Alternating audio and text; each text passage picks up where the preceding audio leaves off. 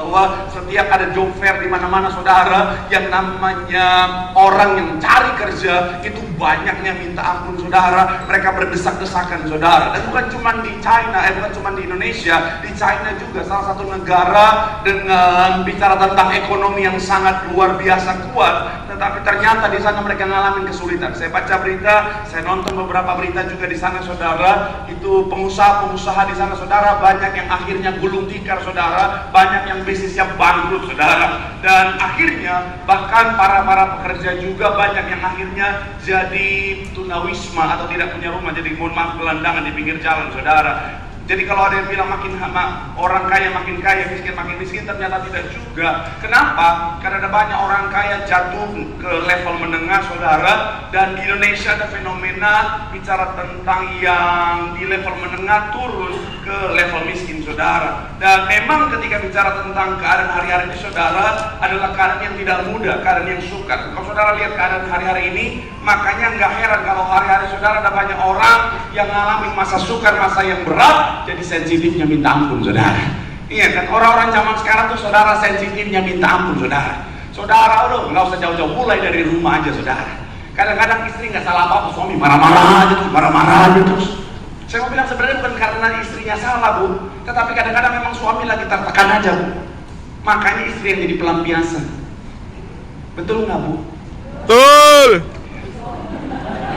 Nah, ada bapak-bapak juga mengakui betul.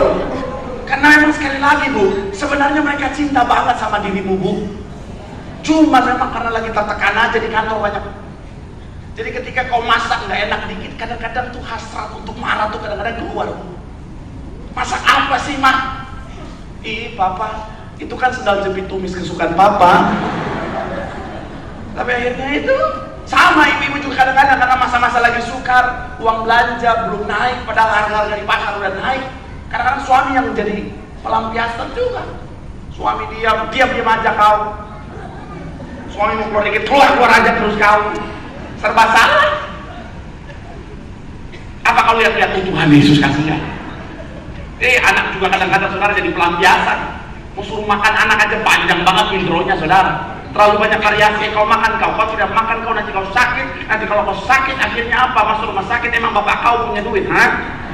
Bapak kau malas-malasan main HP lagi, karena kau pikir, bapak jadi pojok, kenapa kau bawa gua? Saya mau bilang saudara, banyak orang sekarang lagi sensitif. Jangankan anggota keluarga, kadang-kadang ke gereja aja tatapan senggol-senggolan bisa emosian saudara. Jangankan jemaat, sesama jemaat, pendeta juga bisa kena. Oh tuh kan, pendeta khotbah keras nih, pendeta mulutnya kasar banget, nih pendeta galak banget, nih pendeta ngomong khotbah pelan, nih pendeta ngomong ngantuk sudah. Pendeta khotbah cepat, nih pendeta kalau ngomong udah kayak pesawat terbang, bapak tante bapak situ melipat ku papai, belai papai.